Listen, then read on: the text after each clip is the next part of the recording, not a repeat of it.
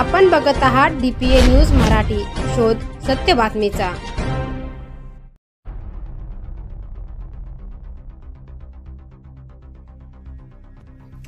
पंचवटीतील विडी कामगार नगर येथून दिनांक 29 जून रोजी सकाळपासून बेपत्ता झालेल्या मुलांचा शोध लागत नव्हता। ही सर्व वस्ती कामगार नगरी असून त्या ठिकाणी राहणारे साई गरड, साई उगले आणि साई मोहिते अशी या तिन्ही मुलांची नावे असून ते बेपत्ता झाल्याचे लक्षात आल्यानंतर त्यांचा कालपासून शोध सुरू होता, परंतु ते सापडत नव्हते।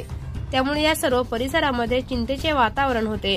नागरिक शोध घेत असतानाच या ठिकाणी असलेल्या पाटालगत एका इमारतीचे बांधकाम सुरू असून त्या ठिकाणी संबंधित बिल्डरने मोठा खड्डा खोदून तळे तयार केले होते।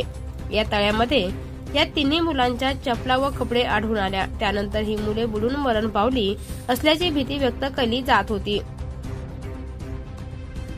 तातडीने या भागातील नागरिकांनी आडगाव पोलीस व अग्निशमन दलाच्या या ठिकाणी बोलावले असता त्यानंतर 1 तासाच्या शोध मोहिमेनंतर या तलावात साई गरड, साई उगले आणि साई मोहिते या तिन्ही मुलांचे मृतदेह सापडले आहे। या ठिकाणी मोठ्या प्रमाणावर गाळ साचल्यामुळे महानगरपालिकेच्या अग्निशमन दलाने एअर स्पोर्टच्या सहाय्याने शोध सुरू केल्यानंतर सुद्धा मोठ्या अडचणी निर्माण झाल्या होत्या, पण त्याही परिस्थितीमध्ये अग्निशमन दलाच्या जवानांनी या तिन्ही मुलांचे मृतदेह शोधून काढले।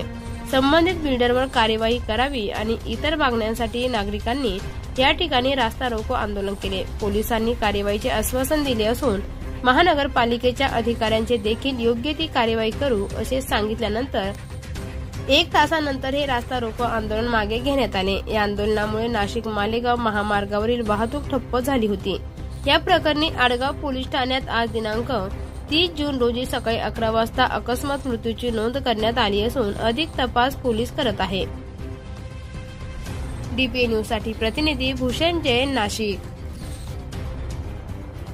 ताज्या घडामोडी व अपडेट जाणून घेण्यासाठी आताच DPA न्यूज चॅनलला सबस्क्राइब करा आणि बेल आयकॉन क्लिक करायला विसरू नका।